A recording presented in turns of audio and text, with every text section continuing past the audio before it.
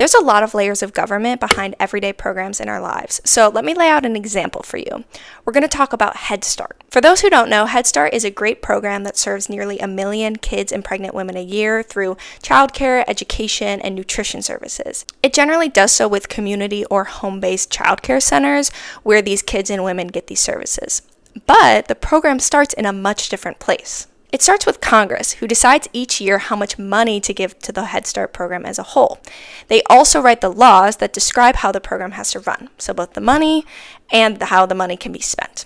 Last year, Congress gave the Head Start program about $12 billion. The money is then given to an agency in the executive branch who administers the program. For Head Start, it's given to the Department of Health and Human Services, to an office appropriately named the Office of Head Start. This office manages the money and the program as a whole. So they follow the laws set by Congress, but they often add their own rules called regulations or guidance. The main responsibility for the Office of Head Start is to give out the money from Congress to Head Start centers across the country.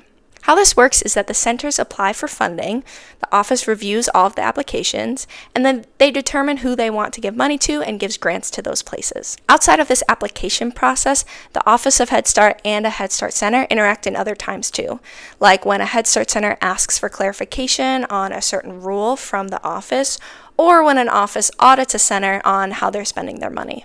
So now, a Head Start center in a community has won a grant to care for kids and women in that community.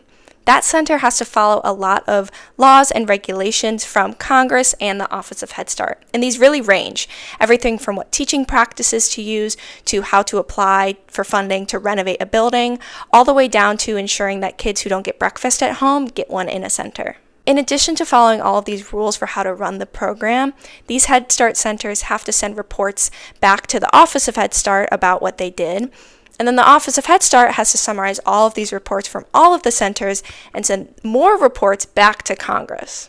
All in all, a lot of work goes on behind the scenes to make this program run, to make sure that kids are safe, these programs have good financial management, that there is good teaching quality in these programs, and that there's a consistent experience for kids no matter what center they go to across the country. The goal is that a family who might need support can use and trust a center nearby to set their kid up for success. And there is a lot of work and people who care really deeply to make that happen. And a fun fact I know from having worked both directly with a Head Start center and in the agency that has the Office of Head Start is that there's a lot of former Head Start kids who now work for a center or for the office itself, which I think is a pretty cool full circle moment.